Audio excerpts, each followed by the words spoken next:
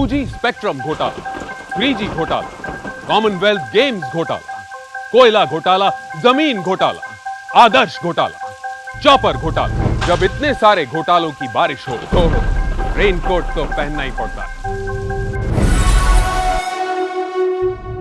मैं विक्रम बजाज एक बार फिर लेकर आ गया हूं खबरों के पीछे का रिसर्च और सच। ये थी डॉक्टर मनमोहन सिंह जी की सरकार में हुए घोटालों की लिस्ट।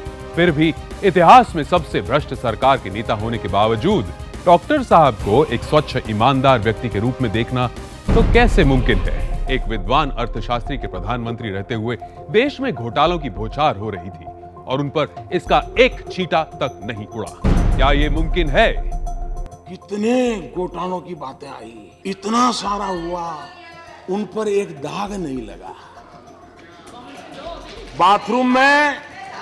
बाथरूम में रेनकोट पहन करके नहाना, ये कला तो डॉक्टर साहब ही जानते हैं और कोई नहीं जानता है। अब लालू प्रसाद यादव भी रेल बजट के समय थोड़ा मजाक कर लेते हैं, तो मोदी जी ने कर लिया तो कौन सी बड़ी बात हो गई। और युवराज की तरह सबको अपने आप का मजाक थोड़ी ना पसंद है। स्पीकर मैडम, सॉरी, नरेगा जैसी बेकार योजना मैंने कभी नहीं देखी। नरेगा, मनरेगा, महात्मा गांधी योजना। मैं गलतियां करता हूं, मैं सब कुछ जानता नहीं हूं, सब कुछ समझता नहीं हूं। युवराज कहते हैं कि ऐसा बोलना संसद और देश की डिग्निटी का नुकसान है। क्या बात है युवराज, जब मनमोहन जी की सरकार में आपने खुद ऑर्डिनेंस फाड़ कर फेंक दिया था तब ये डिग्निटी कहां थी?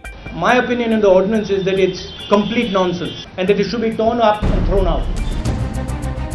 मोदी जी के लिए जब कांग्रेस पार्टी के नेताओं ने उनके लिए खून का दलाल, लहू पुरुष, Ghanchi, failed husband, Hitler, virus, तानाशाह, खलनायक, मौत का सौदागर, सांप, बिच्छू, रावण, गंदी नाली का कीड़ा, बंदर, चूहा, दाऊद इब्राहिम, मेंढक, गंगू तेली, आदमखोर, मेंटली रिटार्डेड, औरंगजेब, डिक्टेटर, नपुंसक और ना जाने कैसे कैसे उपनामों का प्रयोग किया, तब वो डिग्निटी कहां थी?